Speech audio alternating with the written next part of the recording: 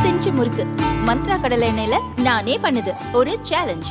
உங்களால இந்த மாதிரி முறுக்கு செய்ய முடியுமா? மந்த்ரா கடலை எண்ணெயில முறுக்கு செஞ்சு பாருங்க. ஓகே.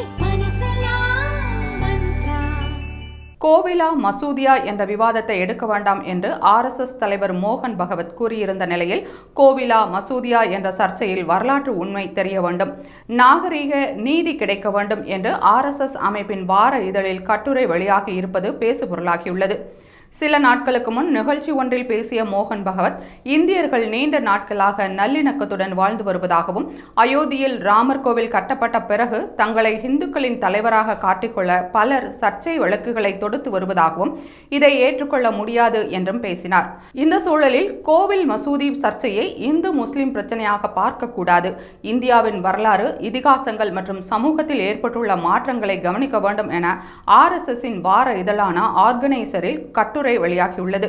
அந்த கட்டுரையில், முகலாயர்கள் காலத்தில் ஏற்பட்ட படையெடுப்புகளால் இந்தியாவின் அடையாளம் பாதிக்கப்பட்டதை புரிந்து கொள்ள வேண்டும் என்றும், முகலாயர் படையெடுப்பிற்கு முன் இந்துக்களாக இருந்தவர்களே இப்போதைய முஸ்லிம்கள் எனவும் கூறப்பட்டுள்ளது.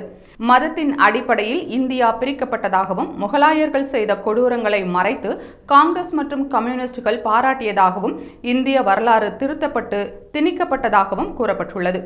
RSS தலைவரின் கருத்துக்கு முரணான கருத்து அதன் வார இதழில் வெளியாகி இருப்பது பேசுபொருளாகியுள்ளது.